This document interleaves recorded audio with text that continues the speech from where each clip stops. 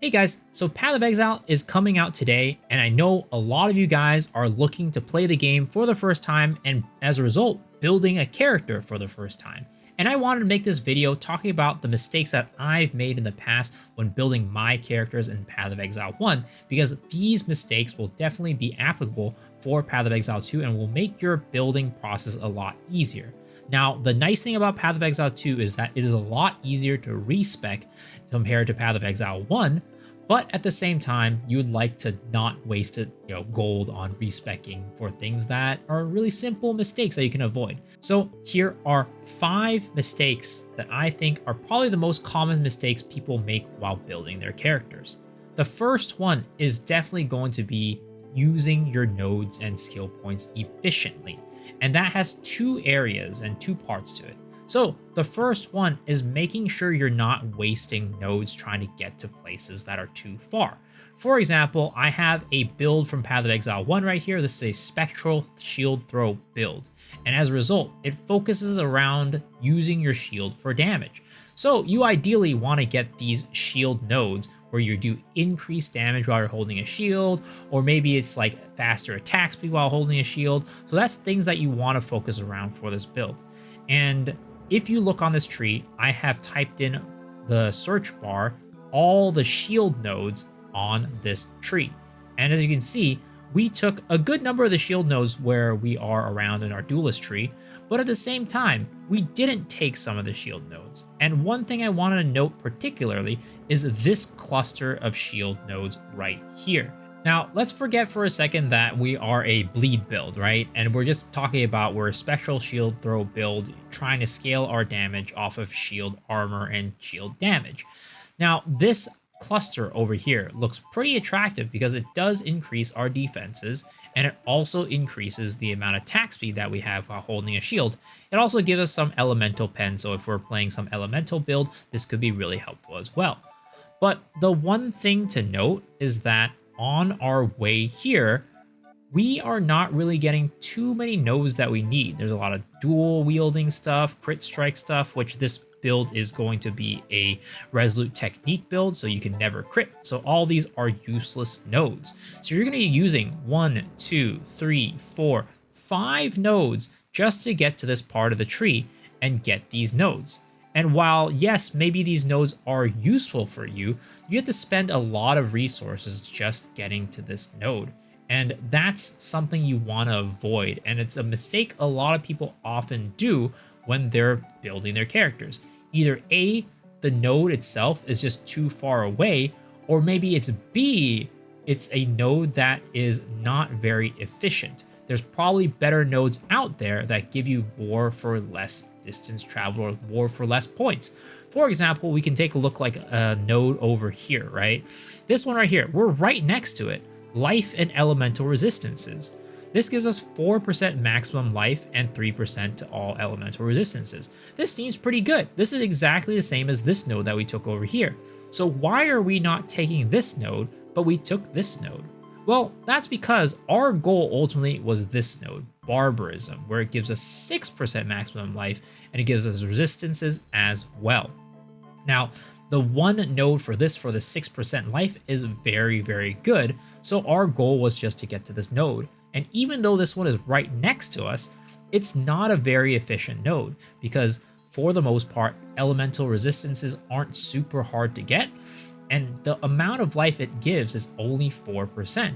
As you can see, other life nodes, for the most part, are 5% and above. You can see over here as well, 5%, 5%, 5%. So in terms of what we actually want, this node gives us a lot less of it. I mean, 1% doesn't sound like a lot less, but it's a less efficient node overall. So that is one of the biggest mistakes I see people make, and that is making unwise choices with their skill points and going too far for nodes or using nodes that aren't very efficient. The next piece of advice I have is to never split yourself too thin. And that is both on the skill tree itself, but also on your general character build. Now, what do I mean by that? Well, in Path of Exile, there's a lot of really interesting and enticing skills to build around, and those skills might have multiple ways to scale them. For example, sometimes you might have a skill like Lightning Arrow, which converts physical into lightning damage. And in that case, you can scale it using both lightning damage and also physical damage. But what ends up happening is maybe sometimes you're like, oh, okay, well, I can scale it using both lightning and physical, right? So I'll just use both nodes or both types of scaling. And while you can do that, and some builds do incorporate that into it, for the most part, a lot of times you'll just want to focus on scaling one type of damage over the other, because when using multiplication, it's much better to multiply one big number by 2 than multiplying two smaller numbers by 2. And that happens a lot when you're spreading yourself too thin. So a lot of times when you're scaling damage, you want to try to look for one type of damage to scale instead of trying to scale multiple types of damage and spreading yourself too thin. And the third thing that I want to note, and is probably something that a lot of people will not really even realize if they come from other games, is that words actually have meaning in Path of Exile. And what I mean by that is, if we take a look at this node right here, right? This says, skills deal 10% increased damage when holding a shield. So that increases your damage by 10%. But if we look at a node over here that says 20% more physical damage over time, is that the same thing as increased damage? Well, in Path of Exile, that is actually not the case. Increase and more actually have a different meaning.